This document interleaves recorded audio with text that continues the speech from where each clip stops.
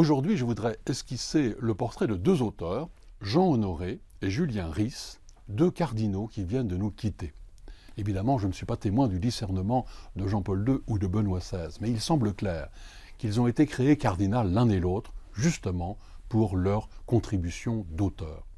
Non pas comme une décoration mondaine, mais comme la reconnaissance solennelle que le travail intellectuel et l'écriture savante font justement partie des piliers cardinaux de l'Église.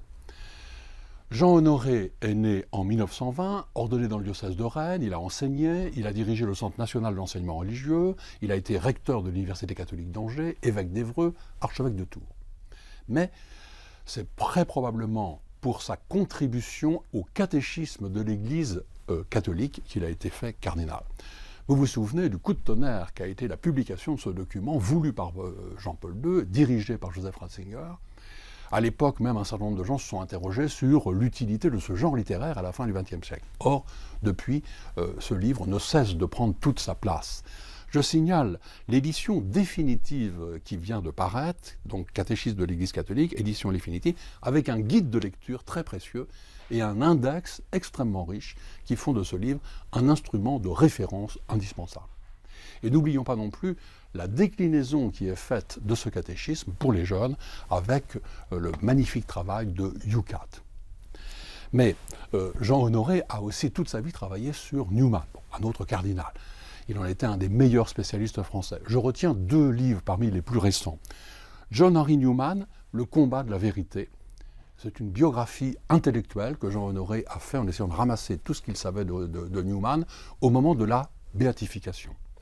Et encore, Newman tel qu'en lui-même, donc un livre qui vient de paraître en novembre 2012 et qui fait donc un portrait affiné à partir de l'immense correspondance de Newman. Julien Ries, lui, est né la même année, en 1920, en Belgique. Après sa formation, il a travaillé sur le manichéisme, mais très vite, il s'est orienté sur l'origine de l'attitude religieuse et même une étude de l'attitude religieuse fondamentale de l'homme depuis l'Antiquité et même jusqu'à la préhistoire. Il a tenu la chaire d'histoire des religions pendant 30 ans à Louvain, en publiant des œuvres savantes comme celle-ci, Symboles, mythes et rites, constantes du sacré. Rien que les mots du titre, symbole, mythe, sacré, désignent le domaine fondamental dans lequel Julien Ries a travaillé. Il a publié aussi beaucoup d'œuvres collectives, comme celle-ci, Crise, rupture, mutation dans les traditions religieuses.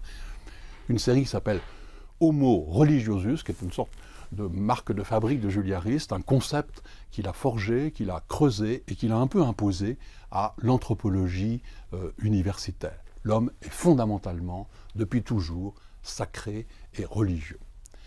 Heureusement pour les non-spécialistes, il a fait quand même au moins pour nous un livre grand public qui s'appelle « Les origines des religions », où il met à la portée du public toutes ses recherches. Le livre a aussi un intérêt majeur parce qu'il rassemble une iconographie magnifique, en particulier sur la préhistoire, ce qui fait de ce livre un livre à la fois très beau, très utile, magistral. Voilà. Jean Honoré et Julien Ries, cardinaux de l'Église romaine, ont consacré toute leur vie, toute leur longue vie, à un grand travail et ils nous laissent des œuvres fécondes. Il est bon pour nous de leur exprimer in memoriam toute notre reconnaissance.